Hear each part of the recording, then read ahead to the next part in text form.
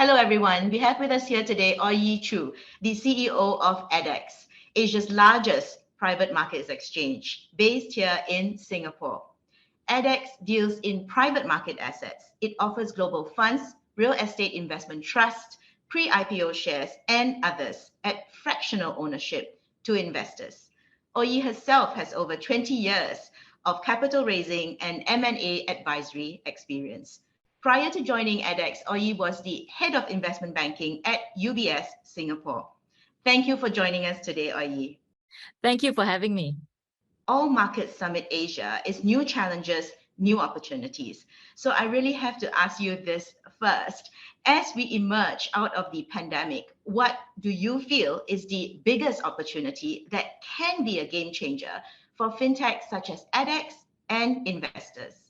Thanks. I think that question is a very interesting one because I think the pandemic has actually forced everyone to rethink their lives, right? Whether they work from home, how do they buy things in general, whether e-commerce becomes a big part of their lives.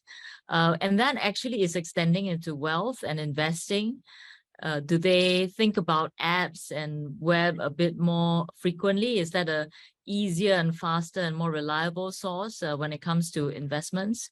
So I think that one piece is coming out of the pandemic. And what was good about the pandemic was that, if there was anything good about the pandemic, is it really forced people to think about their lives being digitized, and really the digitization then helps them live the non-digitization part of their lives a little bit more freely or with more passion, it frees them up to do things. The idea around digitization of investing is also quite interesting. It is the two thematics that are happening in the world today. One is the shift from public markets to private markets. So we see a lot more investment opportunities in that space. And the second is the technology that's now being built to support that. So for example, we use a blockchain to support the fractionalization and the democratization of private equity investments. And I think for fintechs, it's not just our space, and it cuts across, I think, the whole spectrum of wealth solutions for investors. Right, that's really interesting. But going back to the pandemic, what were the challenges that you faced, and how have you come out of it? What lessons have you learned? Yes, the pandemic was really happening around right the time that we got our license. So I would say that very much ADDX is a COVID baby. And when we came out and we, got the license and we looked around, we hoped that COVID would be a very short-term event, but we weren't prepared for it being a sort of a prolonged affair, right, as it were. So in the earlier part of the year, or in the earlier part of the months, when we looked at the situation, we thought, okay, we'll maybe delay a few things, right? We were planning physical events, we were planning meetings, we had a whole plan around, partners and other customers. But we realized quite quickly that this was not going to be a short pandemic. It was going to be dragged out. It would make it very difficult for us, for example, to travel and see our business partners overseas. It was very difficult for us to then interact face-to-face with consumers, with business partners, with shareholders. So we quickly pivoted. We took a very strong approach to digitization of that relationship with our customers and our investors. And so we did very heavily invested into digital marketing and the strategies around that. We also sort of did a lot of work on digitizing the product side. So we would do webinars with our partners. We would then work with them to create content, because education became a very big piece of it, and we needed it to be digitized and absorbed or sort of sent to our investors in a timely and a bite-sizable manner. That's good to hear, and I think you're now in the right step. We are having this virtually as well, so that's an improvement.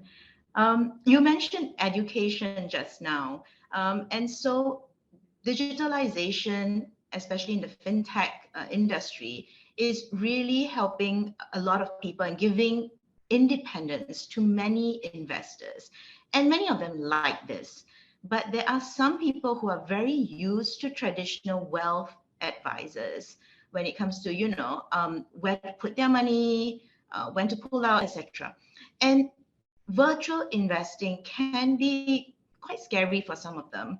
What is ADDX doing to address this? And maybe could you speak to maybe some regulations, around this?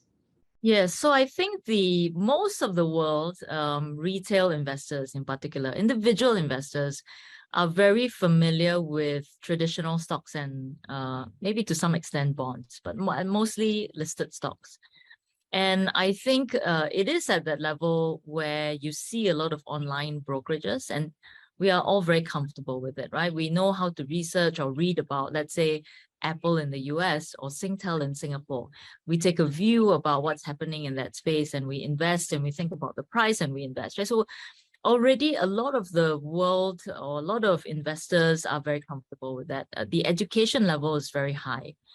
What's happening with private markets is it's actually a very new asset class for individual investors. And when we created the technology to support that, we also realized that we need to create the educational content to help with that. We're constantly thinking about how to enhance that, but we do try to do that by working very closely with our partners in the private equity and the hedge fund space and the private real estate. And we either think about thematic webinars where we broadly talk about, whether it's portfolio allocation, what's happening in the markets, how should you position for different types of products in let's say, for an individual thinking about volatility in today's public markets, how can they build a portfolio that's a bit more resilient to that? But that is a lot of work. I mean, so we produce a lot of webinars, as I mentioned, with our private equity partners, and those who have seen cycles, how do we help our investors also think through that?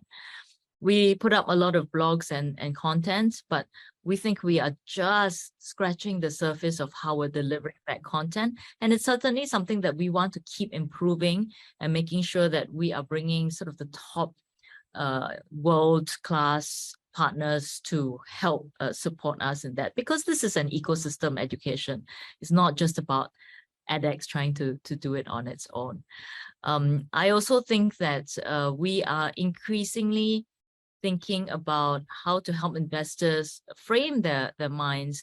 Are they looking, for example, for income? Are they at a stage of life where they would like capital growth? Or, are there thematics that they would like? Is it perhaps they want to focus on impact?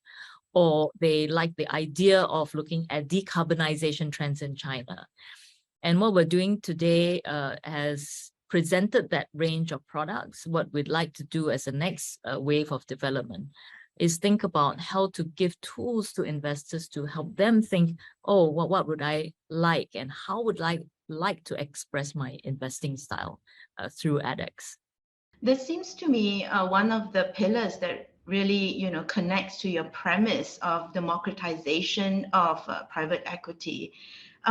It's also interesting. I read, there are data that has shown that private equity does better than the public markets in times of distress. And of course, I'm referring to the pandemic.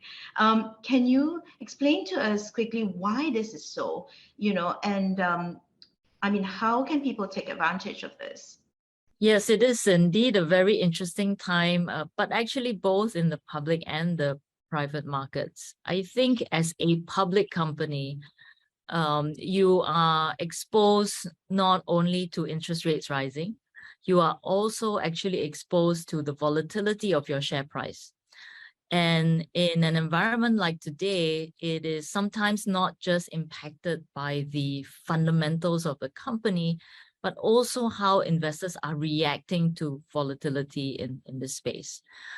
So for example, some of the REITs are really trading at a discount to NAV, and in reality, it's because the whole market is down, right? There's a bit of that.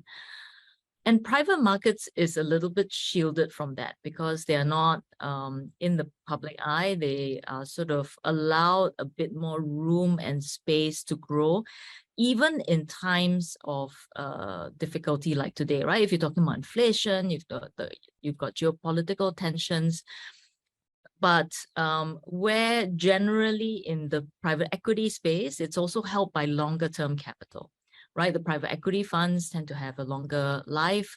Sovereign wealth funds, institutional capital do have a longer and deeper pocket. So they are willing to ride out what may be volatility in the public markets.